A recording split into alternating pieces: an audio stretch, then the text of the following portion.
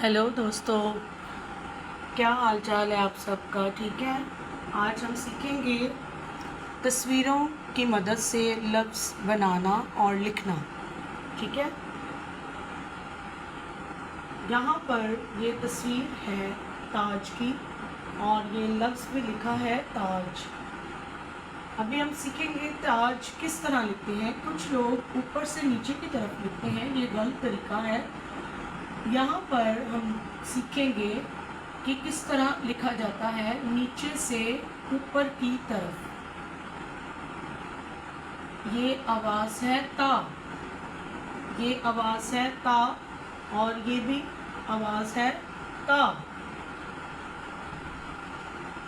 आगे एक और आवाज़ हम सीखेंगे ज। आप इन दोनों को मिलाकर बोलेंगे ता ज, ता ज। ये तस्वीर है नान की और ये लफ्ज़ भी लिखा है नान। अभी हम बोर्ड पर लिखेंगे न आ ना न, ना न, ना न। ये न आवाज़ की आखिरी और मुकम्मल शक्ल है। ये हमेशा लफ्ज़ के आखिर में ही आती है, इसलिए इसको आखिरी और मुकम्मल शक्ल कहा जाता है। ये तस्वीर है गाजर की और ये लफ्ज़ भी लिखा है गाजर।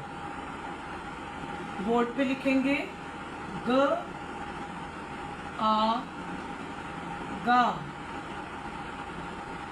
ज र, गा जर, गा जर। इसको एक दफ़ा फिर रिपीट करेंगे। ये लफ्ज़ है गाजर, नान, ताज, ये आवाज़ है ता, गा, ना। इसी तरह इन आवाज़ों को मिलाकर ये लफ्ज़ बने हैं ना ना, नाना, गा ना, गाना, गा या, गाया, ता या, ताया। इनको आपने अपनी कॉपी पर लिखना है ताकि आपकी राइटिंग जो है वो भी अच्छी हो और रीडिंग भी अच्छी हो। आपने बोल बोल कर ये लिखना है। ठीक है।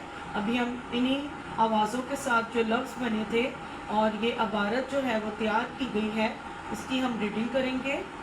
ये लिखा है यासिर गाना गा, गा यासिर गा, यासिर आया गाना गाया, ताया गाजर लाना, ताया लाल लाल गाजर लाया, यासिर आया नान लाया, नाना आया ताज लाया।